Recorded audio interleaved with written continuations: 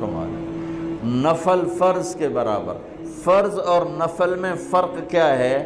حضرت علی ہی کا فرمان ہے کہ جس شخص نے ایک فرض روزہ چھوڑ دیا پھر قیامت تک اس کی قضا میں نفل روزے رکھتا رہا تو ایک روزے کا یہ سارے روزے بدلہ نہیں ہو سکتے۔ ایک نماز چھوڑ دی اور پھر اس کی قضا میں قیامت تک نفل پڑھتا رہا تو فرض نماز کی ایک رکعت کے ایک سجدے کے برابر بھی نہیں ہے۔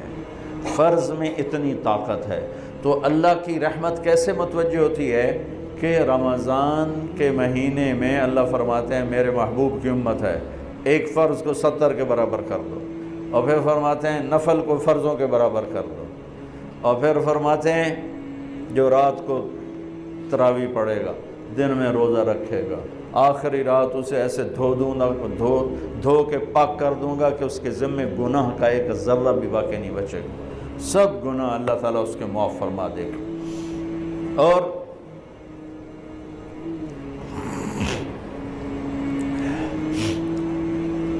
میرے نبی نے فرمایا من صام رمضان ایمانا و احتسابا، دوسری بھی من قام رمضان ایمانا و احتسابا، جس نے روزہ رکھا اللہ کی رضا کے لیے، جس نے تراویح پڑھی اللہ کی رضا کے لیے، اس کے پچھلی زندگی کے سارے گناہ اللہ معاف فرما دیتا ہے۔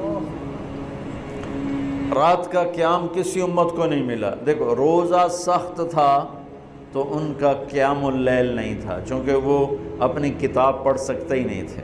رمضان میں اللہ نے آسمانی کتابیں اتاریں، یکم رمضان کو ابراہیم علیہ السلام پر، 2 رمضان کو تورات موسیٰ علیہ السلام پر، 8 یا 6 رمضان کو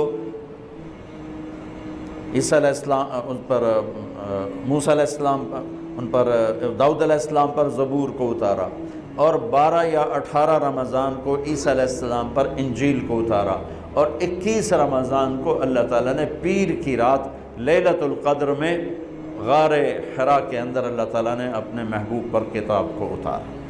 وہ کتابیں فل آ گئیں، لکھی لکھائیں۔